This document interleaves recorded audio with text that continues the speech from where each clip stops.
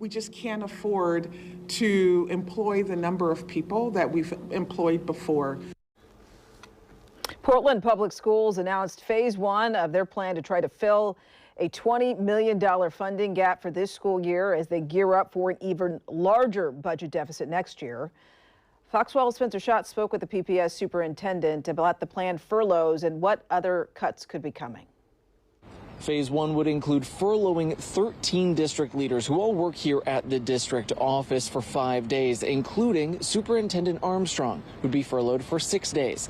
While she said she'll be working without pay for some of those days, there's no guarantee that the unions will agree to furloughing teachers and staff.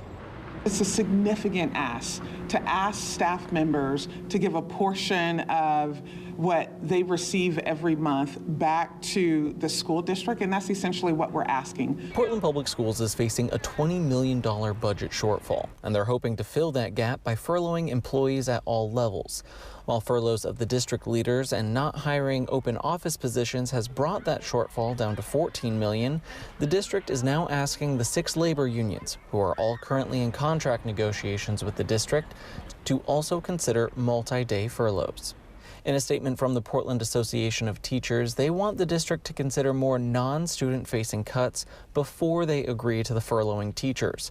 Plus, they've hired a third party to conduct an audit of the PPS budget. So, how did we get here? According to the district chief financial officer, Michelle Morrison, this year's budget was already fragile. Declining enrollment led to less state funding, transportation costs went $5 million over budget, and discretionary spending was already up this year. And looking ahead to next year, if the budget gap does not get filled, the district could close 5 to 10 schools the following year.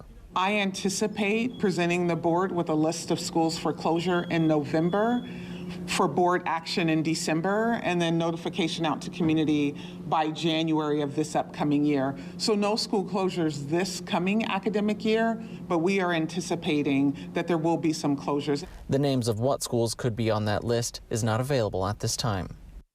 Superintendent Armstrong says she will give the proposed budget to the school board in May, and they'll have to finalize it by June. Reporting in North Portland, Spencer Schott, Fox 12 Oregon.